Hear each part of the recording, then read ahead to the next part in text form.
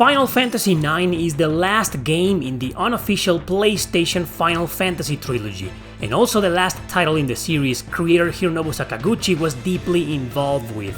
In fact, this is something he actually considers as his ultimate masterpiece.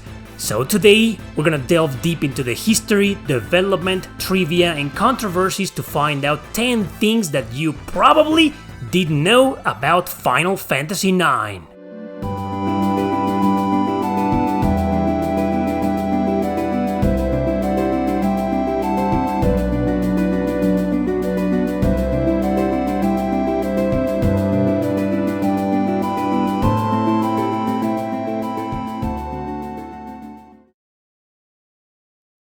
Number 10. The International RPG.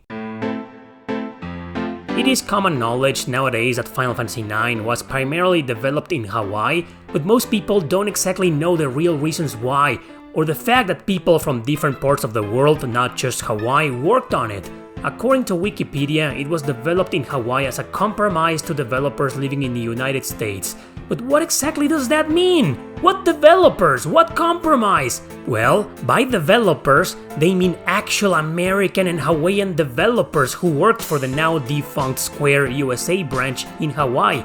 Final Fantasy IX was conceived primarily by the series' creator, Hironobu Sakaguchi, who wrote the script for the game, directed by Hiroyuki Ito, who had previously directed Final Fantasy VI. In fact, the latter had made a big impact in Sakaguchi's creativity, especially its large cast of characters, that he wanted to create something similar again, but this time in a world with different races and cultures. And that's the compromise they meant with the Square USA branch, that Sakaguchi and Ito thought that by bringing in people from different parts of the world to work in the game, they could understand better how to create such a universe. However, the truth remains that the majority of the staff, including every major important area like programming, writing, and design, were Japanese. Here's a picture of the main staff in Hawaii provided by artist Toshiyuki Itahana.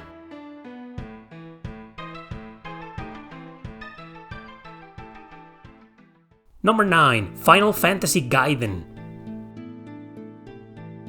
Final Fantasy VI, 7, and 8 had sure taken the series into a different direction back then. Barely anything medieval or nothing whatsoever, fantasy elements focused more on science fiction or steampunk, large 3D models on 7 and 8 based on polygons for a more realistic feel. Hironobu Sakaguchi wasn't feeling too keen on this, so he wanted to create a love letter to his initial work and revive the medieval, more classic fantasy setting he had envisioned. But at the same time, Squaresoft was trying to push forward in modern JRPG settings and science fiction, focusing now on the ill-fated movie The Spirits Within. So initial concepts of Final Fantasy IX were that it wasn't even going to be a main title at all! It was being treated as a spin-off or a Gaiden title as fans suspected back then. But at the end of 1999, Square confirmed that they had reached a compromise with Sakaguchi and that the game will be indeed Final Fantasy IX. I'm grateful for this decision, cause I just can't conceive this timeless masterpiece as merely some kind of spin-off or anything. All thanks to Sakaguchi's vision to create something legendary before leaving the company for good.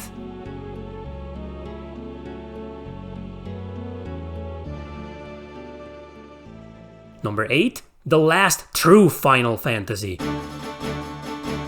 Everyone knows that Hironobu Sakaguchi left Square shortly after its merging with Enix. In 2003, he parted ways with the company to create his own, the following year, called Mistwalker. Common knowledge, while still based on speculation, it's also there about his reasons that the company was clearly heading into a different direction. He knew that since Final Fantasy VII had catapulted Squaresoft into a huge worldwide mainstream success, so the series was slowly driving away from his own style, the classic medieval fantasy setting he had created. Speaking about speculation, I personally wonder if he knew this would be his last Final Fantasy. Sure, he still worked in 10, but only as an executive producer. But then again, that game had a very different style to his own style and was also more similar to 7 and 8 in terms of design, storytelling, and setting. In several interviews, Sakaguchi has emphasized that he wanted Final Fantasy IX to go back to its roots, as if it was some kind of reboot to the series. He has also stated that it is a true Final Fantasy game and that it is his own personal favorite out of all the ones he worked on.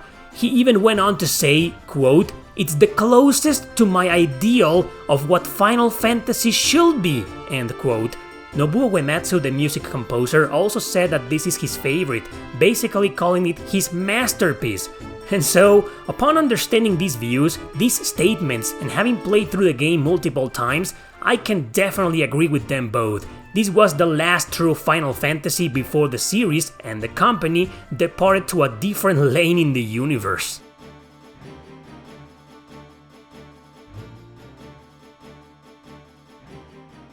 Number 7. Initial job system. Yet another early concept of the game around the same time as its spin-off rumors was a job system. One of the artists was Hideo Minaba, who had worked in Final Fantasy Tactics. Being a fan of the game, I mean he was a producer after all and also Final Fantasy V, Sakaguchi considered the possibility of having a job system return for this game. Now, we'll talk about the art style in a bit, but check this out.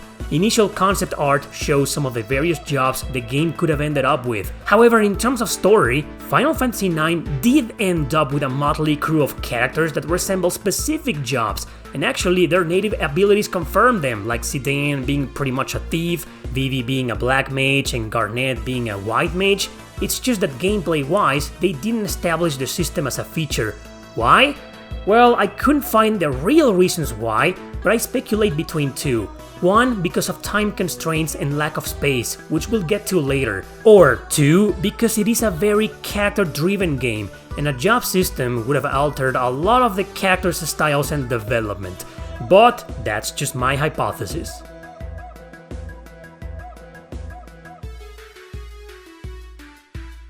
Number 6. Art style controversies. While classic Final Fantasy artist Yoshitaka Amano still worked on the promotional art, the in-game art was done by 3 artists, Hideo Minaba, Shuko Murase, and Toshiyuki Itahana. The last 2 were in charge of the character design. Itahana himself was a big fan of the movie The Dark Crystal with Jim Henson working on the puppets, so he was aiming for a similar design, but in the end it was decided against it because it will give the game an even more childish look than necessary. This is due to the fact that Sakaguchi really wanted to stress out the difference between the game and its predecessors with science fiction, steampunk, and more adult-looking design. So, making the characters a bit chibi, for so to say, worked in his favor. So in the end, the Dark Crystal did serve as an inspiration for the world design and its characters, but none of them would resemble the faces of Jim Henson's puppets. I mean, can you imagine the Final Fantasy IX cast with these types of faces? Yeah!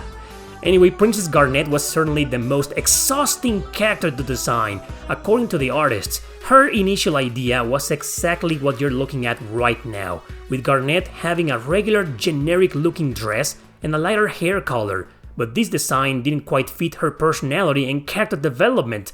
In this other concept art, you can see how she was slowly evolving into the final design we all ended up with. That's because Sakaguchi and his 2 other writers decided that Garnet had to be a different type of heroine in the game, and her looks needed to look more adventurous. So at the very last minute, during production, the changes were introduced, therefore delaying the game a bit more.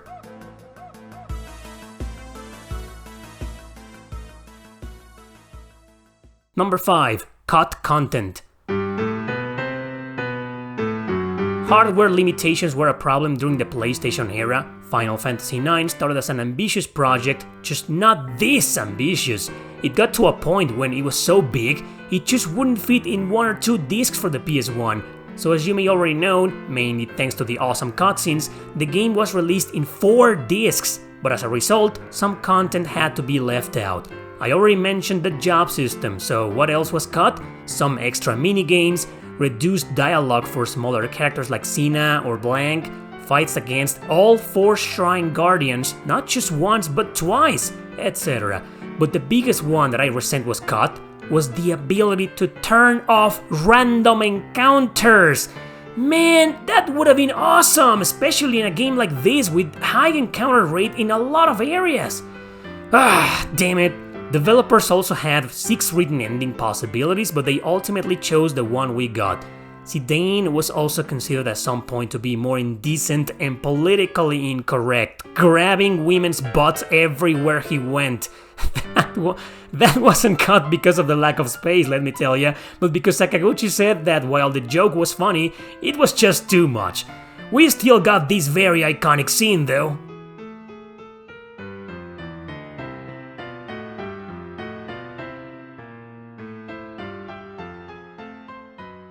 Number 4, Final Fantasy IX killed strategy guides. Remember the company Brady Games? Yeah, they used to publish a lot of strategy guides back in the day. In 2000, online walkthroughs were slowly starting to take over. We all know that, but it will be a while before most gamers relied more and more on them. But the truth of the matter is that these printed guides kinda died long before that happened.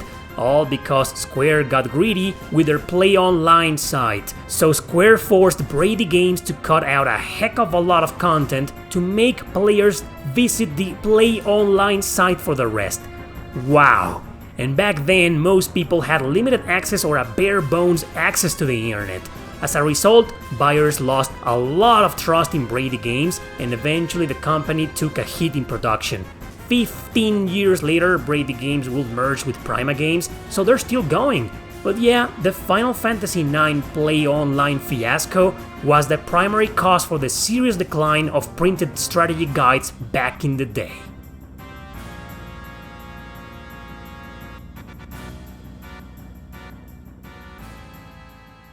Number 3, Animated Series. In 2021, French company Cybergroup Studios partnered with Square Enix to announce an upcoming anime series based on the game. However, it's been nearly 4 years and it still isn't out.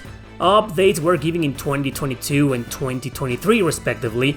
The studio actually went on to present the anime to different licensing companies at the Licensing Expo in Las Vegas.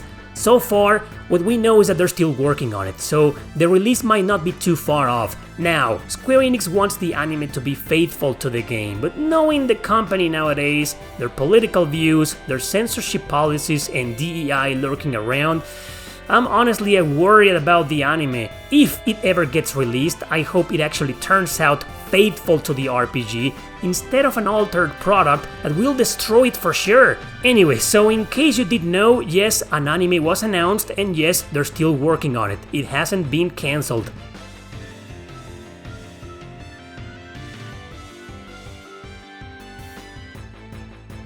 Number 2, Remake.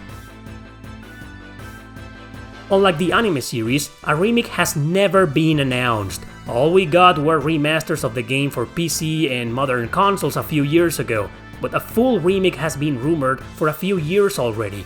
An Nvidia leak showed the game as a potential candidate for upcoming remakes, but that was it. So for a while, it was just that, rumors. A few small leaks led magazines and YouTubers to assume it was in the works, though there was nothing substantial. Then last year, Jeff Grubb from Giant Bomb claimed in a podcast that he had heard that the remake was real. Heard from where? I don't know, but he seemed pretty sure of it, and that it wouldn't be as ambitious as Final Fantasy VII Remake. So that was that for a while, except that a couple of months ago, the assumptions went off the rails again. During an announcement of Final Fantasy XIV's expansion called Dawn Trail, Naoki Yoshida showed some digital bonus related to Final Fantasy IX. After showing these new features, the crowd showed a lot of excitement. In response to that, Yoshida said, "You may have noticed a lot of Final Fantasy IX references here, but the reason is a secret." Well, in my opinion, it's still all speculation and nothing's been even remotely hinted anyway, but I wouldn't be surprised if it was real and released around the same time as the upcoming anime series. 2 birds, 1 stone.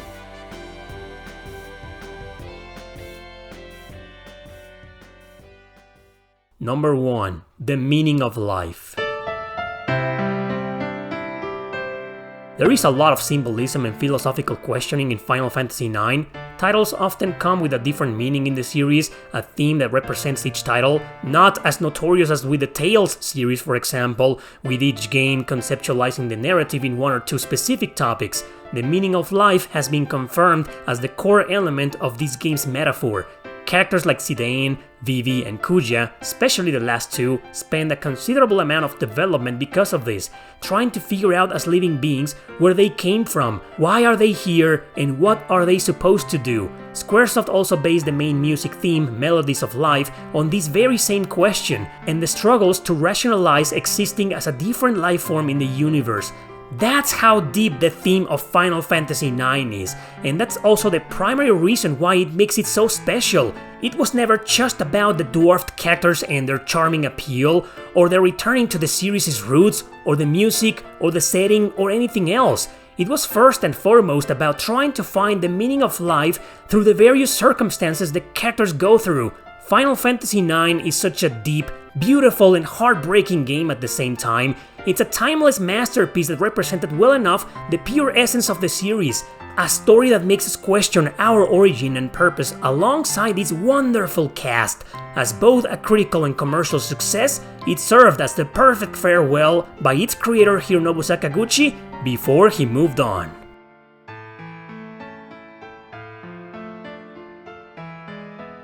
Thanks for watching, don't forget to subscribe and share this video with your friends. See you next time!